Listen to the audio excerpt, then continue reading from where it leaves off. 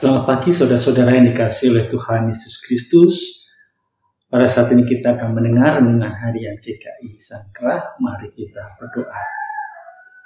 Terima kasih Tuhan di pagi hari ini. Kami mengucap syukur untuk setiap kebaikan yang Tuhan berikan sehingga kami diberi waktu kembali untuk kami dapat menjalani, menikmati kehidupan ini. Dan pada saat ini kami akan mendengar akan firman Tuhan. Biarlah Tuhan memberkati kami sehingga kami boleh dapat memahami dan dapat melakukan di dalam kehidupan kami sehari-hari. Berfirmanlah, kami siap untuk mendengarkannya. Amin. Filipi pasal yang keempat ayat yang kelima. Filipi pasal yang keempat ayat yang kelima. Hendaklah kebaikan hatimu diketahui semua orang. Tuhan sudah dekat. Saudara-saudara yang dikasihi oleh Tuhan Yesus Kristus, pernahkah Bapak Ibu berjumpa dengan orang yang suka pamer? Ya.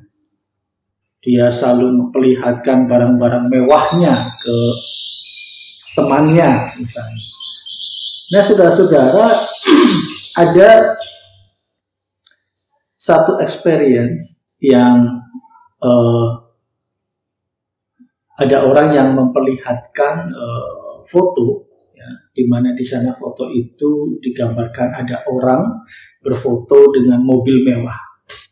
Lalu kemudian foto itu diperlihatkan ke beberapa orang, lalu ditanya bagaimana mereka melihat, dan pada umumnya mereka berfokus pada mobil mewahnya, bukan pada orang yang ada di sebelahnya. Nah saudara-saudara,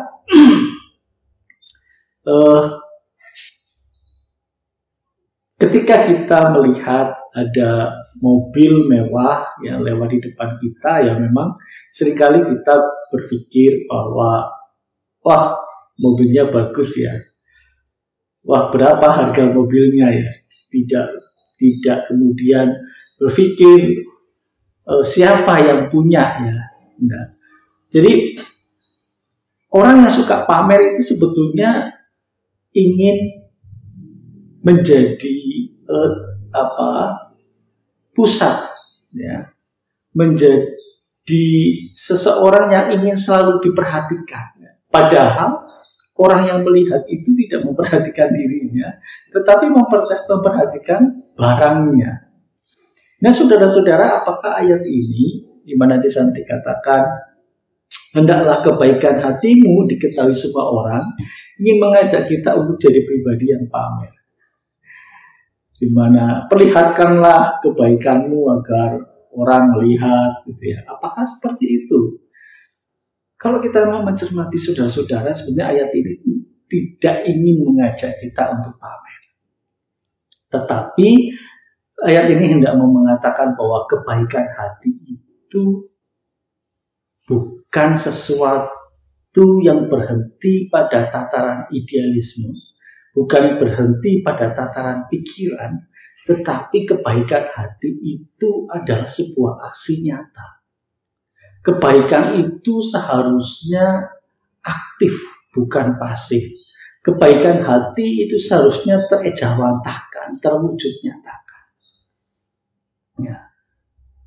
Di mana kebaikan hati itu harus terwujud nyatakan? Dimanapun kita berada, di dalam situasi apapun, kebaikan hati itu harus terwujud nyatakan, tertuang di dalam perjalanan kehidupan kita sehari-hari.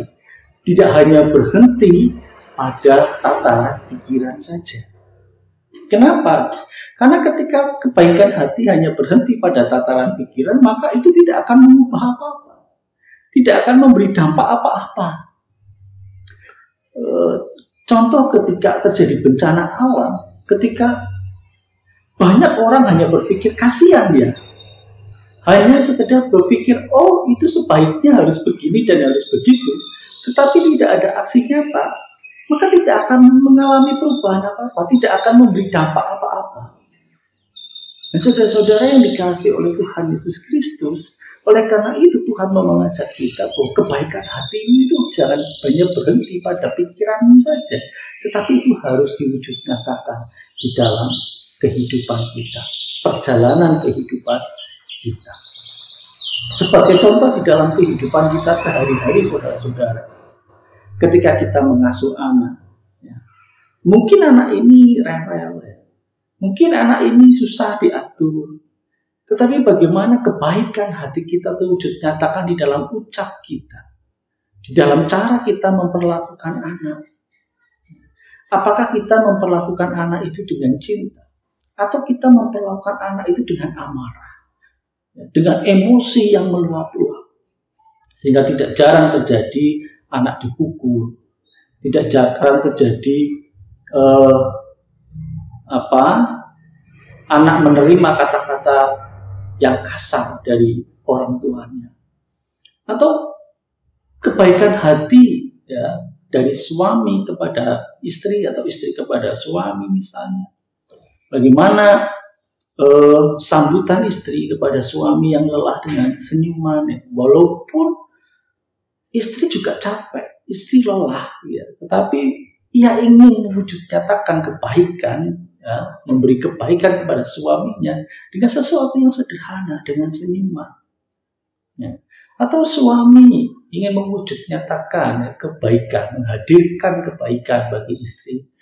Dia ketika istri sedang repot, ya, suami membantu mencuci piring kah, ya, atau menyapu kah, atau apa yang bisa dilakukan suami untuk meringankan istrinya.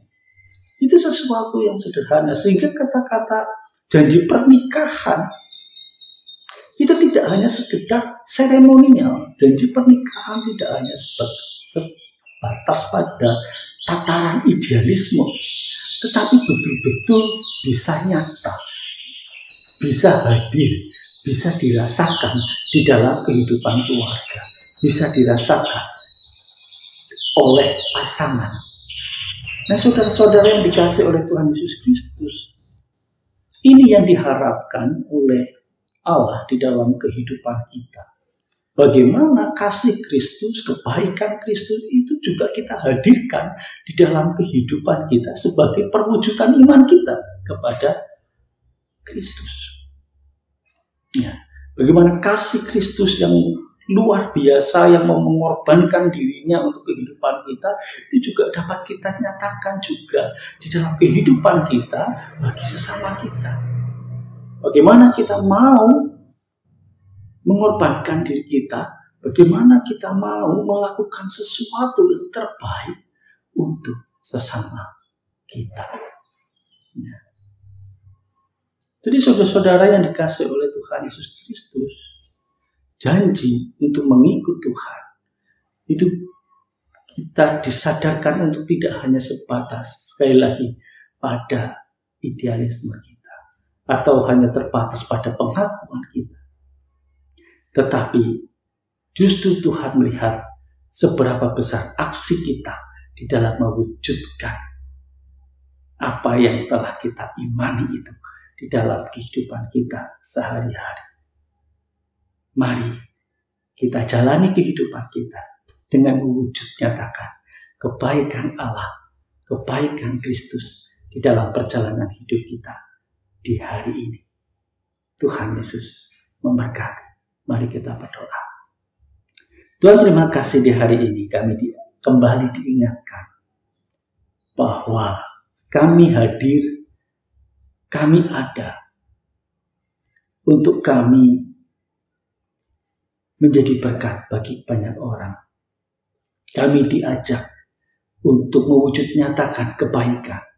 Engkau menyadarkan kami bahwa kebaikan itu bukan hanya tataran ide saja, tetapi kebaikan itu adalah sesuatu aksi yang memang harus nyata di dalam perjalanan hidup kami. Bahwa dengan pewujud nyataan itu, maka kehadiran kami boleh memberi makna di dalam kehidupan ini. Dan dari aksi kebaikan itulah, maka namamu akan dipermuliakan.